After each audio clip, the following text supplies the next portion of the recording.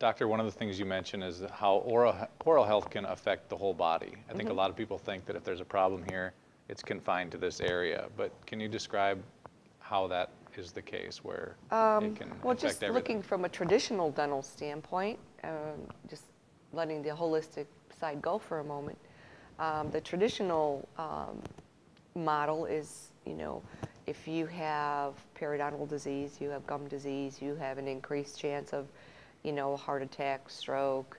And I know I saw this, and I couldn't get back to that website, but I most recently saw where gum disease was a contributing factor to pancreatic cancer. So I thought, okay, now my job's really, really important.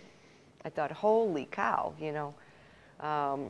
So it really, it puts dentists higher, in my opinion, than a medical doctor as a first line of being able to prevent some of these issues that the medical doctors see. Because if we could say, hey, you know, you've got issues here, let's try to address that with nutrition, but, you know, this is where you're going if we don't do this, you know. So you get your doctors ready, because this is where you're going to end up. So I think with, so the periodontal point of view, when patients that have had artificial implants of any kind, hips, knees, whatever, pins, plates, anything that's foreign, we are recommended to give them an antibiotic before we do any dental work. Why do you suppose that is? I don't know. Yeah, because the organisms in the mouth will enter the bloodstream and potentially find their way to that new body part. Okay. And set up house there and cause an infection. Likewise, we pre-medicate people that have faulty valves in their heart, because the strep in the mouth has the affinity for the heart muscle. So we put them on a prophylactic antibiotic. So an hour before the procedure, they take antibiotic, and then we do the work so that the antibiotic's in the system, so that when we're releasing all of these organisms into the system by our work, that they'll be captured and disposed of. So bacterial endocarditis is one of the sequelae of having your teeth cleaned.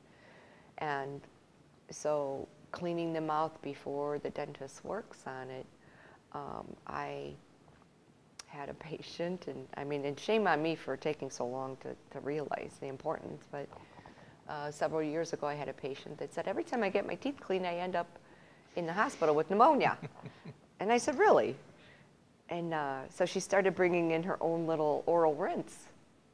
So then ever since then, I just made that my protocol to have somebody rinse with, and we use iodine in our office, an iodine solution to disinfect the mouth. If they're allergic to iodine, we'll use something else, tea tree or oregano oil or something. Okay. But so just kind of over time, just realizing the connection between the mouth and the body. And furthermore, if you've got you know, gum disease, then, you know, they're doing C-reactive protein, so chronic inflammation. If you've got chronic inflammation in your mouth, it's throughout your whole body.